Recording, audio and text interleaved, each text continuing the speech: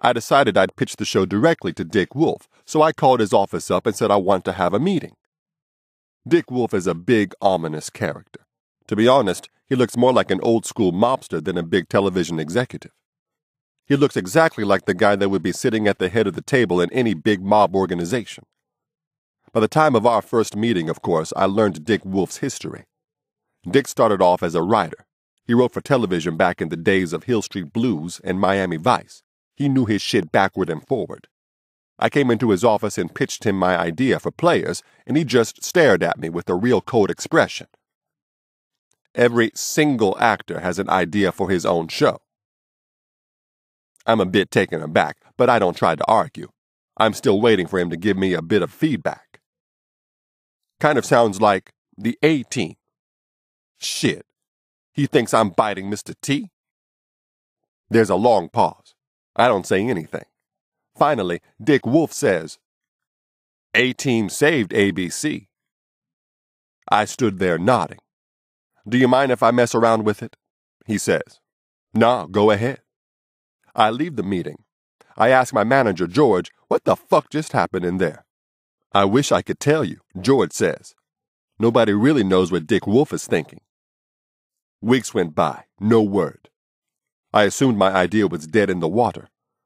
It was at least a month later that I got a phone call. It was Dick. Hey, Ice-T, guess what? What? I'm sitting on a plane with Warren Littlefield. Warren was the head of NBC Universal at the time. That's cool, I said. You have a television show, Dick said. Dick pitched the show to him as they sat right next to each other in first class, and he got the green light right there on the plane. Well, what does that mean?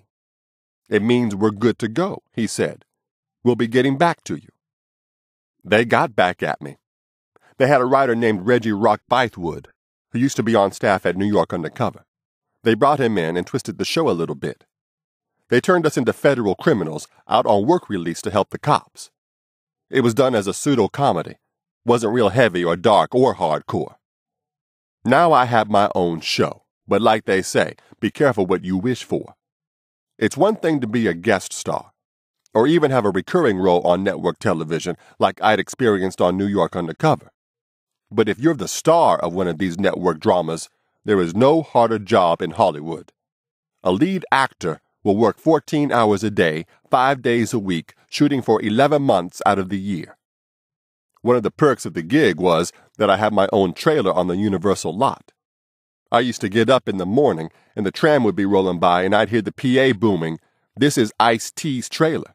He's shooting his show called Players." I was usually running on fumes. 4 hours of sleep. The tram would roll past and make the announcement. I wiped the sleep out of my eyes and stare out the trailer window. Yo, I'm a stop on the tour. We had a good run with Players. We lasted a year. If there's any reason it failed, it was that it was on too early. Our slot had us up against Sabrina the Teenage Witch and Urkel from Family Matters. We did fine. After a few months, we knocked Urkel out. But NBC was really cocky back then. They had Seinfeld and Friends. They were the top dogs. Back then, it was normal to get ratings numbers in the 20s. Today, they're dying to get a 4 share. So NBC was real hardcore. If we wasn't winning our time slot, and at one point we made it up to number 2, then we weren't getting renewed. At the end of the full 23 episodes, they canceled the show. I'll never forget how I got the news. Dick Wolf called me personally and said, "I wish I had a stronger vehicle for you, Ice." I'd learned a lot. I was a producer on Players, so I got to sit in on the production meetings, got to see the inner workings of TV. I began to realize how different movies and TV are. If you make a movie, it either hits or it flops. Television is like making a movie every week. You have all these competitors, ratings numbers coming in every week. It can be nerve-wracking. There's only so much you can do. There are so many variables. Is the network spending enough on promotion? Is your picture on the side of every city bus? All you can do is just try to be the best actor you can be. The rest of it is really out of your hands. One thing about Dick Wolf, he's never crossed me, never lied to me. If he makes a deal with you verbally, then that's the deal. You don't have to wait for a bunch of lawyers to draw up the contracts. We appreciate that straight-shooting style in each other. He once said, "Ice-T is the least pain in my ass." Dick works from a pool of actors that he likes. Guys like Costas Mandylor and Frank Hughes have been on Law & Order. They came over and co-starred on Players. After the cancellation, Dick Wolf hired me for a new show he had called Swift Justice.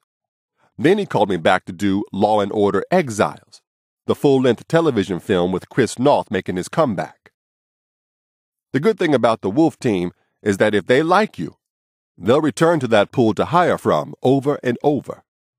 I was still knee-deep in the fast-changing record business. I was running my own label, Coroner Records, and we were trying to be the first company to do hip-hop on the internet. We'd inked a deal with Atomic Pop. My manager, George, Shawnee Sean, and me were doing some Coroner Records business, and for some reason we decided to go to Roscoe's. Now, understand, I never eat at Roscoe's House of Chicken and Waffles. Despite what most people think, not every black person in L.A. eats there. I like some chicken and waffles, but Roscoe's is not one of my hangouts. Soon as we walk in the door, who's there eating chicken and waffles? Dick Wolf and his publicist. I haven't seen Dick in a long time, so we said, "What's up? How's it going?" Then we left. His publicist later told me that's where Dick got the idea to put me in his new show, Law & Order SVU. The show was struggling to get its footing, just out the gate, and Dick was trying to figure out what to do, and when he saw you, a light went off, and he said, "Let's put Ice in the show." That's how it's done. In this business, when people say, "out of sight, out of mind," it's real. And a lot of times there's $1 million check hanging in the balance. Just having your face pop in front of a Hollywood heavyweight randomly at Roscoe's Chicken and Waffles can break your career open in a new direction. Now, when I got the call to come do Special Victims Unit, believe it or not, I really didn't want to do it. I was sitting on the fence with the scripts for a long time. It wasn't that I didn't want to do Law & Order, but I wasn't sure I was ready to move to New York. Secondly, I'd come off Players, and I was a star. And like I said, that's a brutal work schedule. 14 hours a day, 5 days a week. You have no life.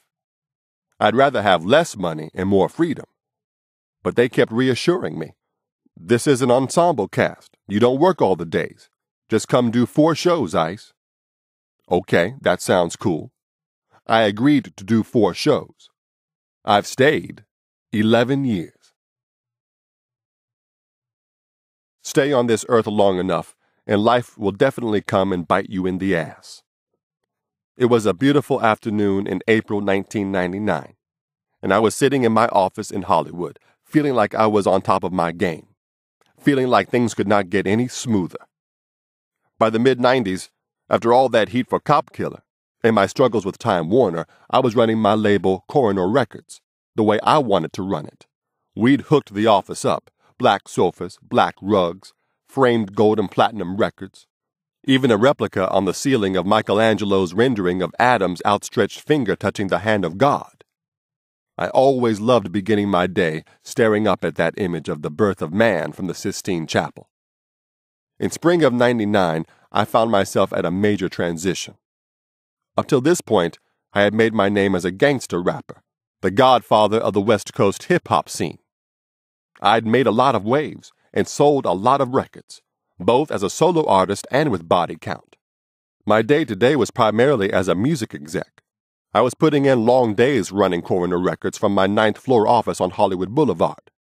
Behind the scenes, I was constantly bringing my old criminal partners out of the street life, showing them that there was a legal way to make money. I had Shawnee Sean working as my right-hand man. I was known as being one dude from the streets who didn't forget his homeboys. Between bail and legal fees, I literally spent millions of dollars helping friends of mine get back on the street. I was about to go to New York to start shooting my first season of Law & Order SVU. I had a pile of SVU scripts that Dick Wolf had sent sitting on my big oak desk. I was rereading one of the SVU scripts, trying to visualize how I was going to portray Detective Odafin Tutuola, when around 1 p.m., I got word that one of my old partners was coming up to the label. His name was Dion, but on the streets of South Central, everyone called him Baby D. He was about 10 years younger than me, and when I was hustling, he became one of my crime partners. I put him in the game. We did a lot of licks together. He got locked up for a gun charge, and while he was in the pen, I looked out for his family. When he came back home, I told him he could work for me. I even gave him a rap group to manage. Baby D was what we called a transformer, a cat who dresses like a square by day, straight-up business attire, like he's got a manager's job at Office Depot or owns his own towing company. But in reality, he's an OG Crip.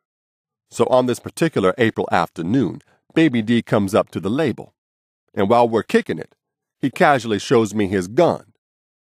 A semi-automatic, two-tone pistol, brushed aluminum with a black slide. He asked me if we had any guns up in the office. "No, we ain't got no heat up in here," I said. "A lot of my friends are on parole and they can't be around no weapons." I didn't think much more of it at the time. Baby D split. And 5 hours later, we were just chilling out in the office, about ready to head home for the day. It was DJ Evil E, Sean E. Sean, my man Rich, my daughter Letitia, then 23 years old, and one of her girlfriends. Suddenly we saw on the closed-circuit monitors that 3 guys had come into the lobby unannounced. They looked like rappers. We used to have rappers rolling through all the time looking to get signed. I sent my boy Rich to the front door to let them in. A few minutes passed. Rich hadn't returned. Next thing, these 2 cats bust through the door with their Roscoes out. I thought it was some of my people playing around because I got friends who'll mess with you like that. But these were some serious dudes. For a second, I thought I might get the jump on them. But then I realized that the 3rd guy had my boy Rich on the ground with a pistol to his head. So if there's any kind of struggle or commotion in my office, they'll definitely rock Rich. We underwent what I call the Jackers protocol. When dudes come through the door with guns, I understand the psychology only too well. I know how they're going to get down because I've been on the other side of the gun. They're either coming to kill you or they're not. They're not going to decide halfway through, on the spur of the moment, that they're going to execute 5, 6, 7 people. The deal is this. If they come through the door with masks on, they're probably not going to kill you. If they don't have masks on, more than likely, you're going to die. These cats didn't have masks on, but for some reason, I didn't think they had it in them to murder us. It was precision work. I almost had to admire their efficiency.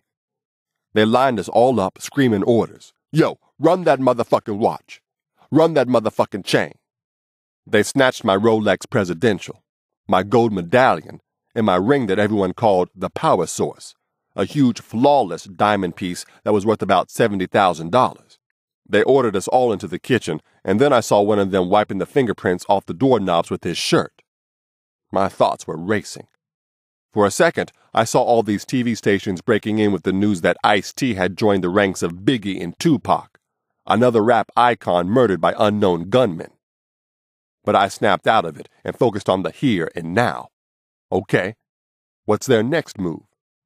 I was down on one knee, like a sprinter at the starting blocks, ready to lunge at one of them if they started busting shots. And then my eyes focused on the little dude's gun. It was the same 2-tone brushed aluminum pistol that Baby D had showed me earlier.